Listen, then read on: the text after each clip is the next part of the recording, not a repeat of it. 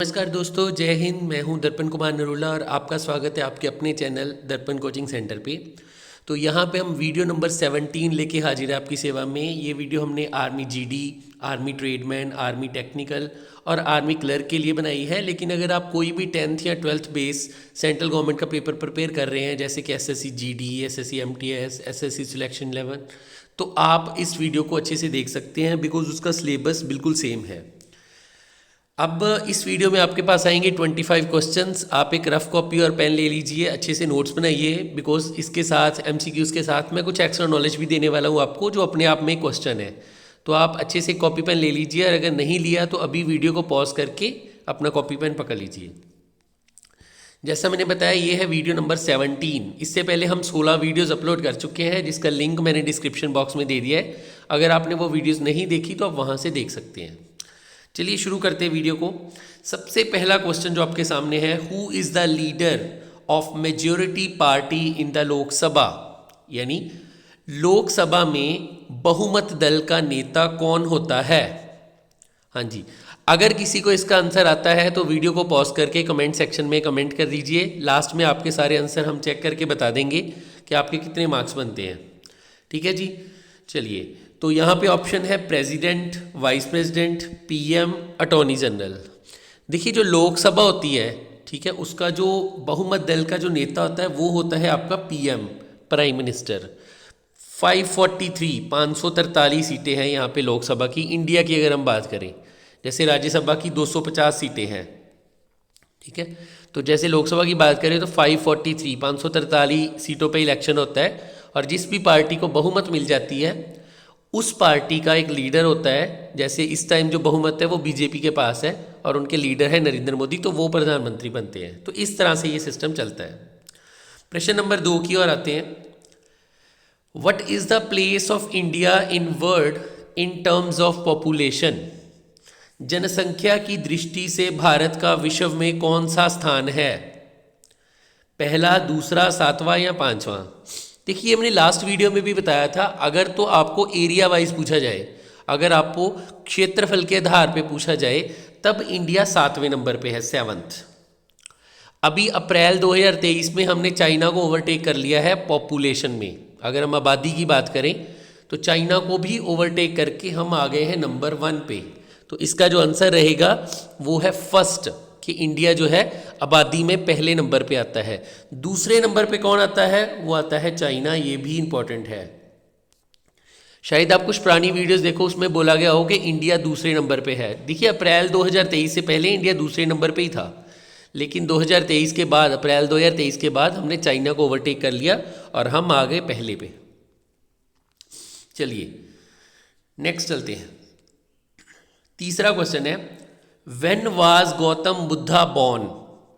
गौतम बुद्ध का जन्म कब हुआ था। ये भी बहुत इंपॉर्टेंट क्वेश्चन है। इसके जैसे क्वेश्चन भी आ सकते हैं, जैसे वो पूछ सकते हैं कि गौतम बुद्ध का असली नाम क्या था। पहले वो डिस्कस कर लेते हैं, फिर इसके आंसर की तरफ आते हैं, क्योंकि वो ज़्यादा इंपॉर्टेंट लग रहा है मुझे। गौतम बुद्ध का असली नाम था सिद्धार्थ गौतम। सिद्धार्थ गौतम, ये गौतम बुद्ध का असली नाम था। गौतम बुद्ध बुद्ध धर्म के फाउंडर थे। बुद्ध धर्म के जो फादर थे या फाउंडर थे वो थे। अब बात करते हैं कि कब जन्म हुआ और कब मौत हुई, ये भी बात करेंगे। सबसे पहले तो जन्म की बात ही कर लेते हैं। इसका आंसर आपका सी है, 563 BC, ईस्वी पूर्व। ठीक है, 563 ईस्वी पूर्व को जन्म हुआ।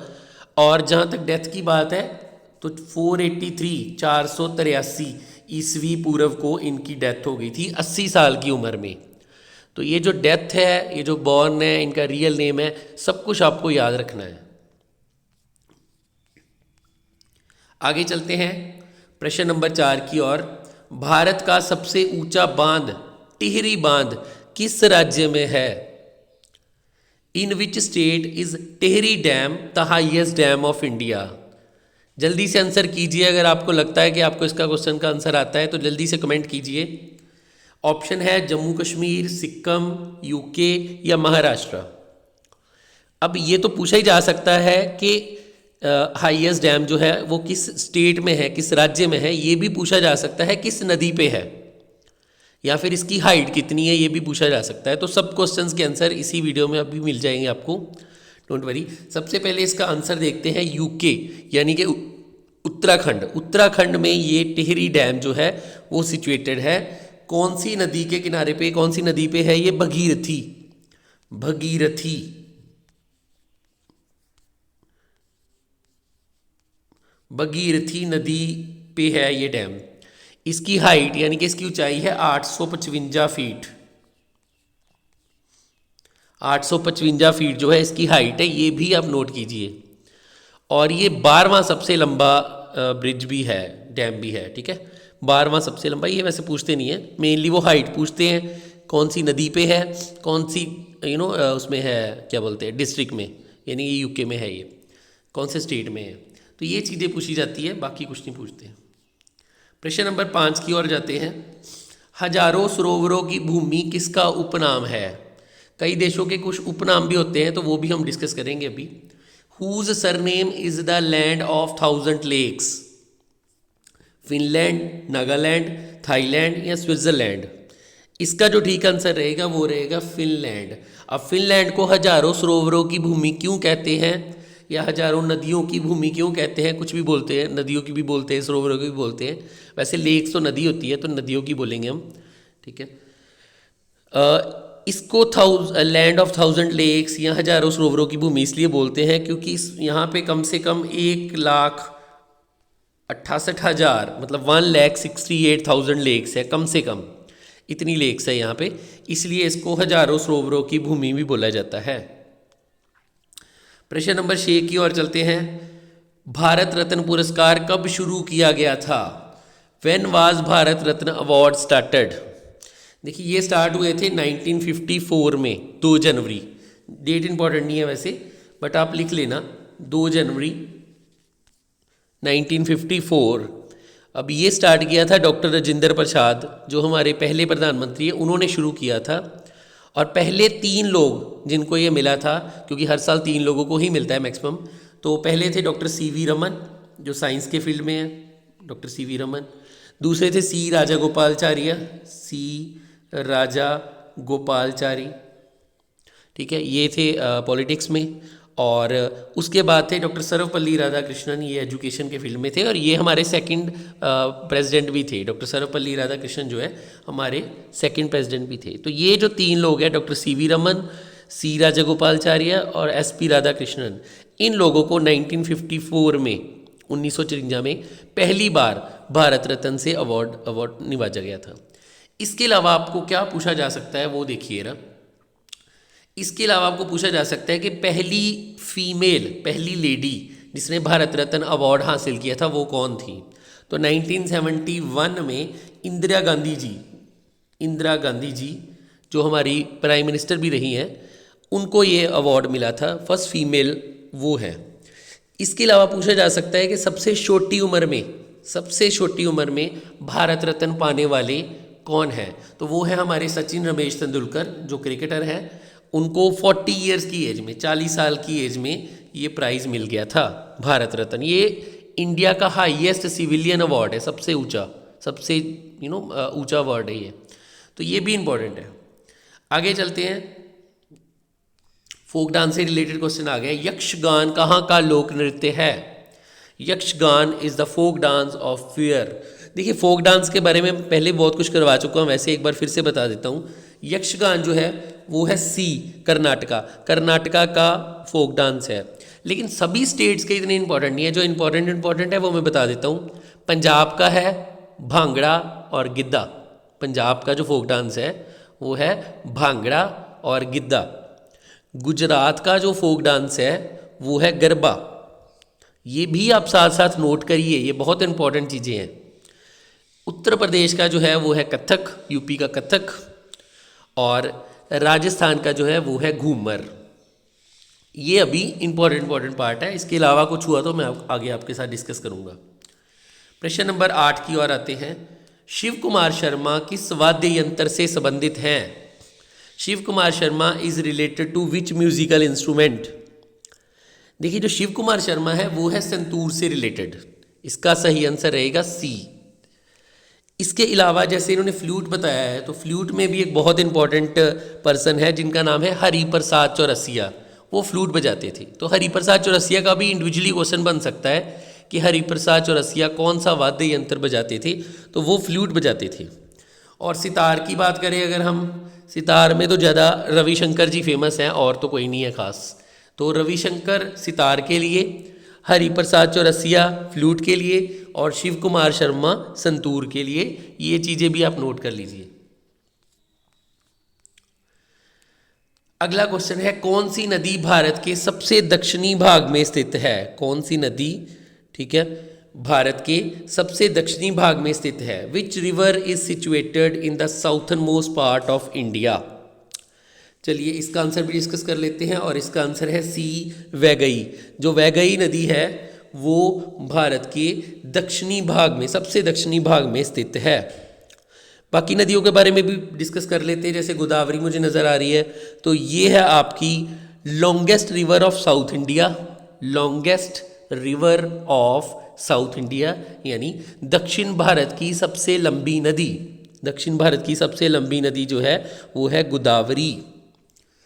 यमुना भी दी हुई है, इसके बारे में थोड़ा सा डिस्कस कर लेते हैं। इसको बोलते हैं river of haven, river of haven यानी स्वर्ग की नदी।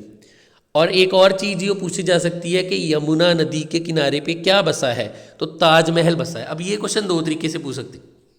सबसे पहले पूछ सकते हैं कि ताजमहल किस नदी के किनारे पे, किस नदी के बैंक पे है, तो वो है यमुना नदी। ये चीज़ें भी आप नोट कीजिए।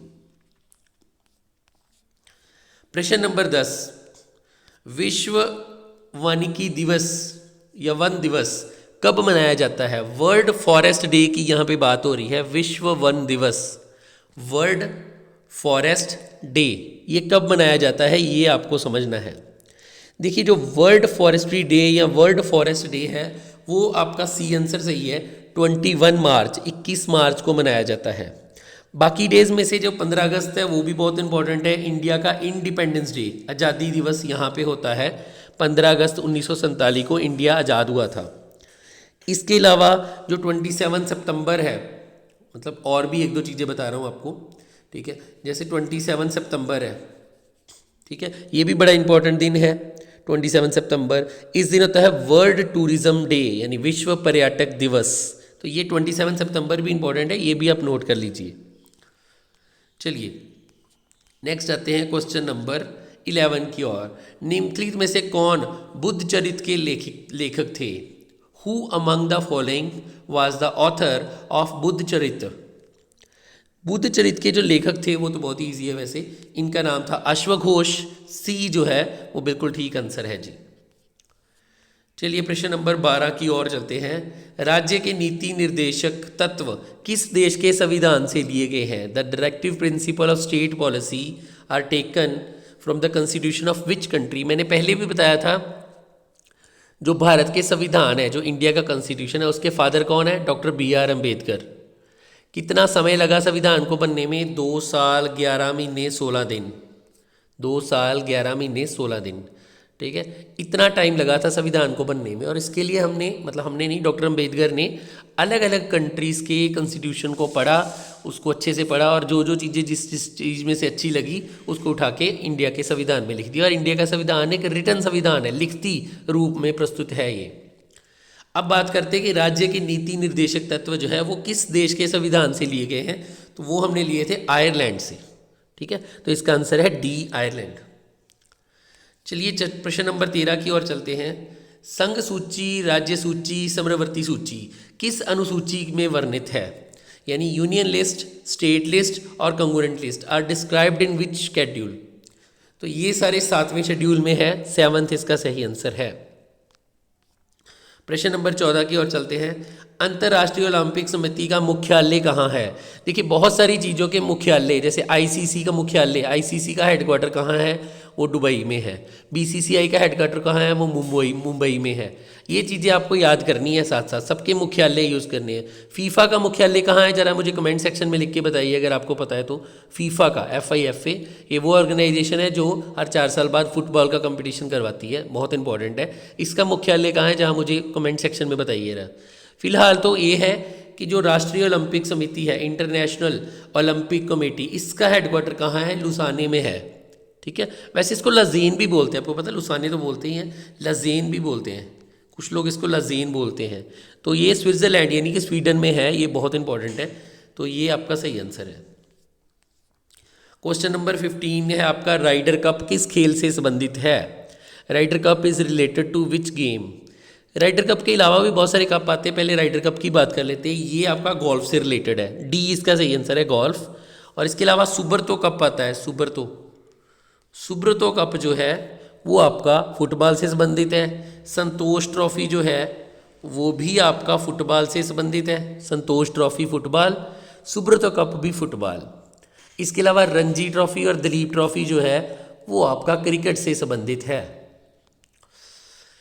चलिए प्रश्न नंबर 16 की ओर चलते हैं। गैम्बिट शब्द किस खेल से संबंधित है? With which game is a term gambit associated? जो गैम्बिट है ये चेस से रिलेटेड है। चेस का जो वाइट वाला प्लेयर होता है वो अपने जो गेम को शुरू करता है उस प्रोसेस को गैम्बिट बोलते हैं वैसे। अब और भी वर्ड आते हैं जो पूछ लेते हैं किससे रिलेटेड है, जैसे चेकमेट आता है, तो चेकमेट भी आपका शतरंज से ही रिलेटेड है। चेकमेट भी, चेकमेट का मतलब होता है एक खिलाड़ी दूसरे खिलाड़ी को परमानेंटली आउट कर देता है, उसके बाद वो कोई चाल नहीं चल सकता, उसका राजा मर गया, उसको चेकमेट बोलते हैं। इसके अलावा एक और वर्ड बड़ा फेमस है, नॉकआउट। नॉकआउट होता है बॉक्सिंग में, ठीक है। ये वो कंडीशन होती है जब बॉक्सिंग का दूसरा प्लेयर जो है वो उठ नहीं सकता और फाइट कंटिन्यू नहीं कर सकता, तो उसको हम नॉकआउट बोलते हैं। इसके अलावा एक LBW वर्ड आता है, LBW, ये आप मुझे कमेंट करके बताइए LBW किस खेल से संबंधित है। LBW का भी कई बार पूछ लेते हैं, तो ये कमेंट सेक्शन में कमेंट करके बताइए मुझे।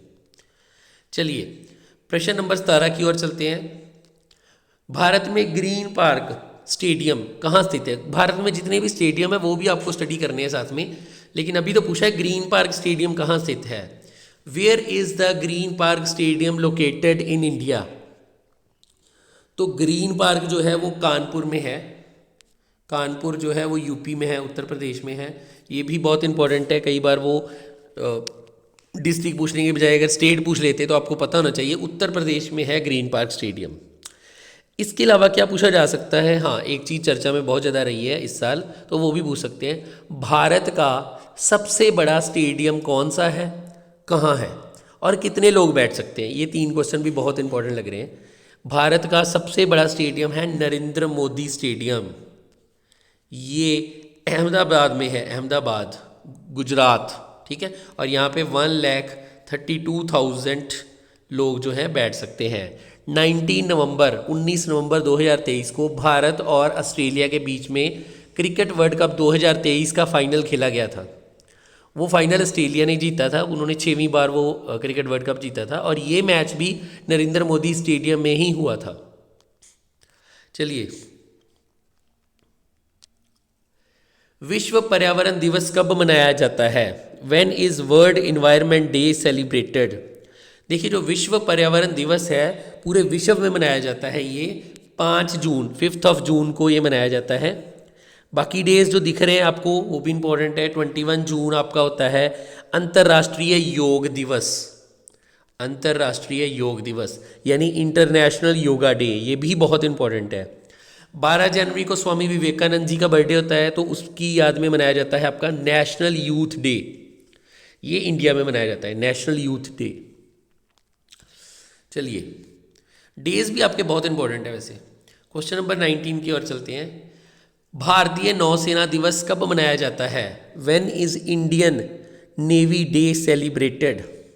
ये मनाया जाता है 4 दिसंबर को, इसलिए इसका ऑप्शन बी रहेगा आपका, 4 दिसंबर को। 10 दिसंबर भी बहुत इंपॉर्टेंट है, विश्व मानवाधिकार दिवस, ह्यूमन राइट डे, जिसमें हम ह्यूमंस को राइट्स के, उनके हक के बारे में जागृत करते हैं। ह्यूमन राइट डे यानी कि विश्व मानवाधिकार दिवस जो है वो 10 दिसंबर को मनाया जाता है। ये जितने भी डेज मैं बता रहा हूँ सबको अच्छे से नोट कर लीजिए। प्रश्न नंबर 20 की ओर चलते हैं। सुरक्षा परिषद में कितने सदस्य होते हैं? देखिए, इसमें 5 सदस्य ऐसे होते हैं, 5 सदस्य ऐसे होते हैं जो परमानेंट है, वो है चाइना, फ्रांस, रशिया, यूके और यूएसए, और 10 इसमें नॉन परमानेंट भी होते हैं। 5 परमानेंट और 10 नॉन परमानेंट, टोटल कितने हो गए? 15। हमें पूछा है टोटल कितने होते हैं, कुल कितने सदस्य होते हैं, तो आपका आंसर सी रहेगा। अगर वो कभी परमानेंट पूछ लेंगे, स्थाई परमानेंट, वो कितने होते हैं, वो 5 होते हैं। और जो नॉन परमानेंट है अस्थाई, वो 10 होते हैं। तो टोटल मिला के 15 होते हैं। जो 5 परमानेंट वाले वो आप याद कर लीजिए, चाइना है, फ्रांस है, ठीक है, और कौन सा है, रशिया, यूके, यूएसए। ये 5 जो है ये परमानेंट है। धीरे धीरे हम एंड की ओर बढ़ रहे हैं। 21 क्वेश्चन आ गया है। Where is the headquarter of OPEC, जिसको हम ओपेक भी बोलते हैं, लोकेटेड। ओपेक का मुख्यालय कहाँ पे स्थित है? चलिए ये भी इंपॉर्टेंट है, जैसे मैंने बताया हेडक्वार्टर वाले बहुत इंपॉर्टेंट प्रश्न है।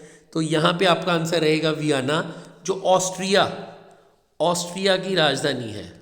ऑस्ट्रिया की कैपिटल है वियना, यहाँ पे ओपेक का मुख्यालय स्थित है। अब राज्य और उनकी राजधानियाँ या देश और उनकी राजधानियाँ, ये भी बहुत इंपॉर्टेंट क्वेश्चन है। पेरिस जो आपको दिख रहा है ये है आपकी कैपिटल फ्रांस की। फ्रांस जो है उसकी कैपिटल है पेरिस, ठीक है। इसके अलावा अमेरिका की कैपिटल कई बार पूछ ली जाती है, जो वाशिंगटन डीसी है, ये भी बहुत इंपॉर्टेंट है। तो जो भी राज्य और उसकी राजधानी है या स्टेट और उसकी कैपिटल्स हैं, वो आपको अच्छे से याद करनी है।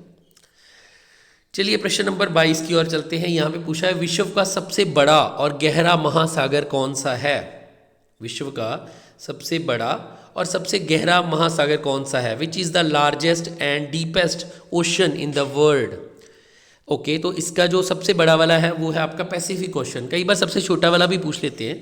प्रशांत महासागर जो है ना, वो सबसे बड़ा यानी कि लार्जेस्ट, और सबसे डूंगा यानी कि गहरा, अगर हिंदी में बोले तो गहरा महासागर है। अब सबसे छोटा कौन है, वो आप याद कर लीजिए, आर्कटिक महासागर है, आर्कटिक ओशन। आर्कटिक ओशन जो है वो सबसे छोटा है।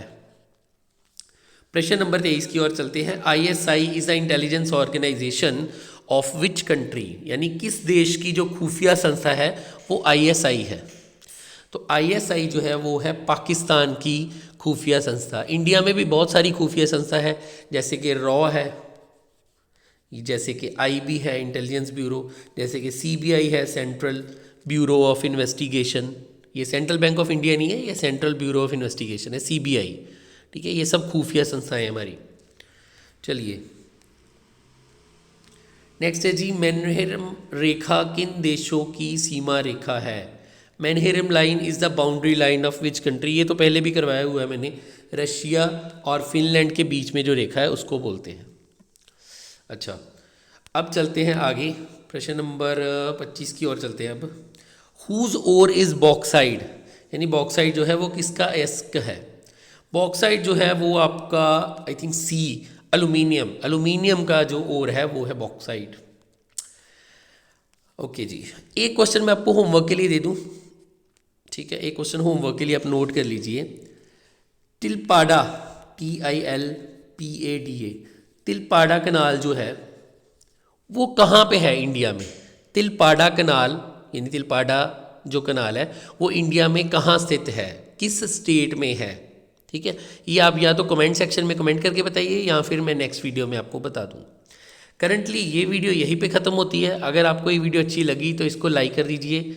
अगर आपका कोई friend army GD, SSC GD या कोई भी 10th-12th बेस पे पेपर तैयार कर रहा है सेंट्रल गवर्नमेंट का, तो उसके साथ भी शेयर कीजिए। और अगर आप नए हैं, हमारे चैनल को सब्सक्राइब नहीं किया तो चैनल को सब्सक्राइब कीजिए, ताकि आपको न्यू वीडियोज़ के बारे में इन्फॉर्मेशन मिलती रहे। हम कोशिश करते हैं 1 या 2 दिन में एक वीडियो अपलोड करने की। तो आपको अगर वीडियो को लाइक करेंगे तो हमें भी अच्छा लगेगा। करंटली वीडियो नंबर 17 में इतना ही है। अगली वीडियो नंबर 18 होगी, जो जल्दी लेके आपकी सेवा में हाजिर होंगे। तब तक के लिए नमस्कार।